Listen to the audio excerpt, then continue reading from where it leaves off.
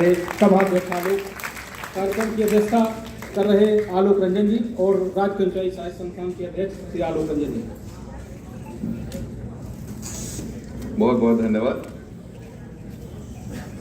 आज के इस कार्यक्रम के मुख्य अतिथि पद्मश्री डॉक्टर विद्या बिंदु सिंह जी, विशिष्ट अतिथि योगेंद्र प्रताप सिंह जी,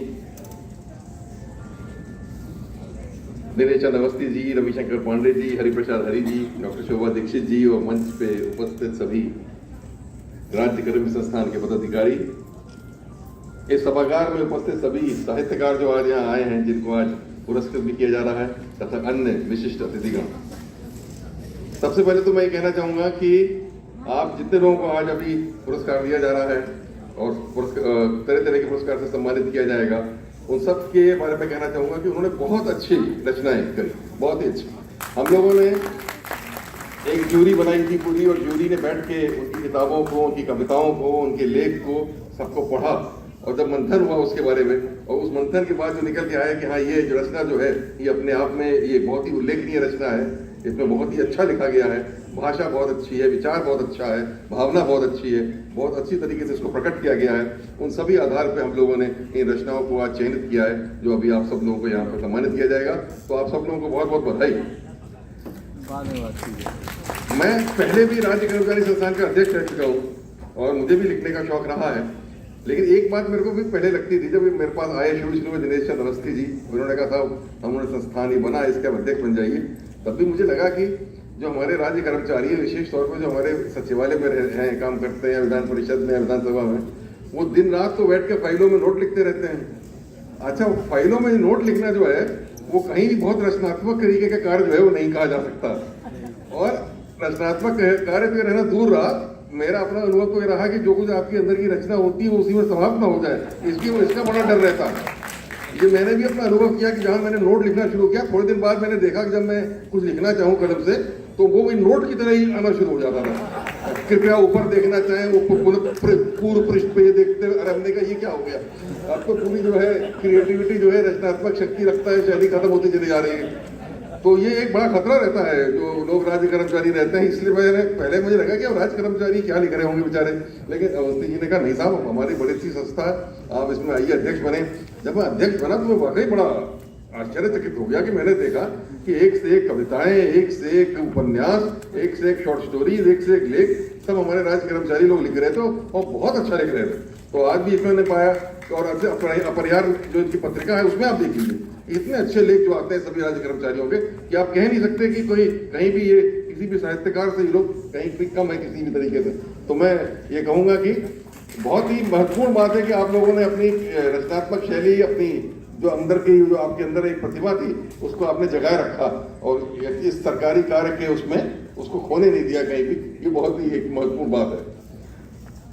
हाँ, ये तो मैं कहूँगा, कभी कभी ये भी ऐड कर दूंगा कि सरकारी कार्य में भी ऐसे अनुभव हो जाते हैं, और इतने लोगों से आप मिलते हैं, और इतने तरह तरह के लोगों से आप मिलते हैं कि काफी हद तक ये काफी आपको प्रेरित करेंगे अलग अलग लिखने। तो हर व्यक्ति जो आपसे मिलने आता है, और हर व्यक्ति जो अपनी कोई समस्या लेके आता है, मैंने पाया कि हर व्यक्ति में अपने यहाँ एक कहानी होती है,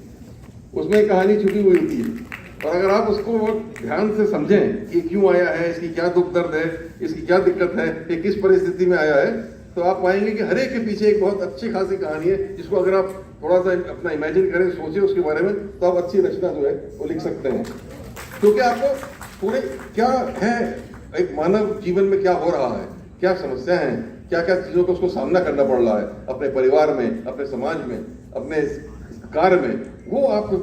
जो एक अनुभव जो है वो कार्य करने में मिलता है। मैं समझता हूँ अपने आप में बड़ी भारी प्रेरणा है वो साहित्य लिखने की।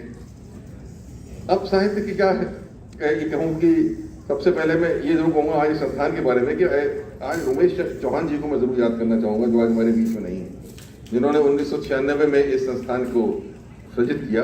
वो मेरे साथ भी काम किए थे उस समय, जहाँ तक मुझे याद है मैं सचिव मुख्यमंत्री के साथ साथ सचिव सूचना भी था, और वो मेरे निदेशक सूचना थे, और बहुत उनको इसमें शौक था लिखने का, पढ़ने का, और बहुत अच्छा लिखते भी थे, बहुत रचनात्मक शैली थी उनकी, और उन्होंने इस संस्था को बनाया। आज हमारे बीच नहीं है, लेकिन जो संस्था उन्होंने बनाई है वो हमेशा रहेगी हम लोगों के बीच, और आगे बढ़ती रहेगी। तो जरूर मैं आज उनको याद करना चाहूँगा। और इस मौके पर दिनेश चंद अवस्थी जी को अभी जो हम लोगों ने सम्मानित किया है, पुरस्कार दिया है, साहित्य गौरव का मैं समझता हूँ उनको भी मैं बधाई देना चाहूँगा इस पुरस्कार के लिए। इसमें कोई संदेह नहीं, जैसे कई पूर्व वक्ताओं ने मेरे से कहा कि ये संस्थान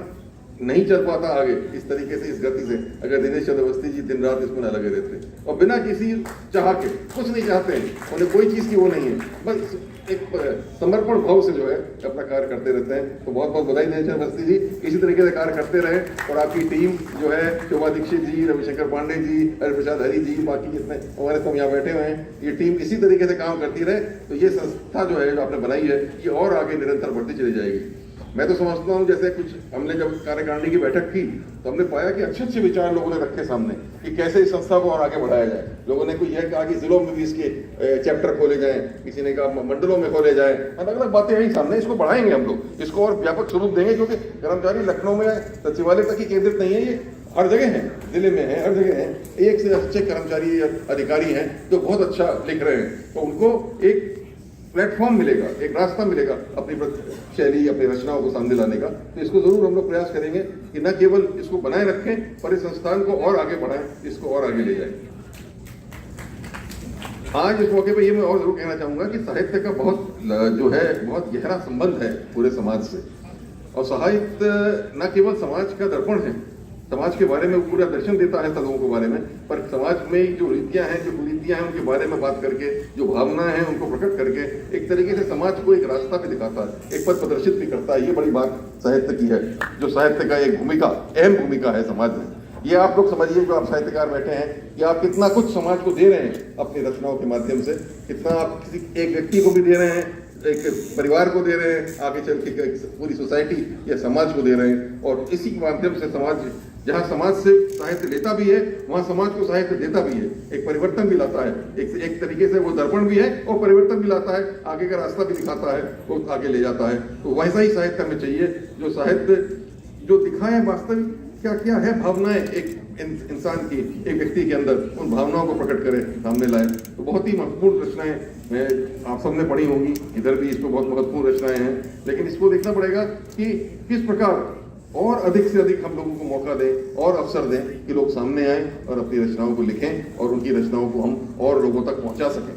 तो आज इस मौके पे जो किताबों का विमोचन हुआ है, उन लेखकों को भी मैं बधाई देना चाहूँगा। बहुत अच्छी उन्होंने किताबें लिखी हैं, अभी पढ़ेंगे उनको, लेता जाऊँगा सब किताबों को, सब अध्ययन भी करूँगा और मुझे उम्मीद है कि इस प्रकार और लोग भी लगातार लिखते रहेंगे।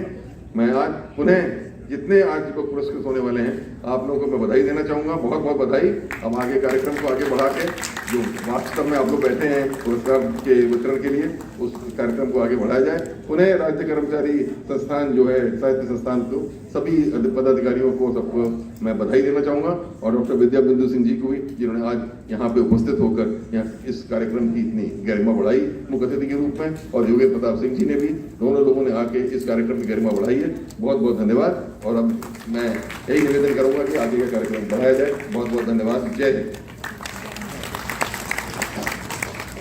बहुत बहुत धन्यवाद अध्यक्ष जी। और अब समय आ गया है जिसकी आपको बहुत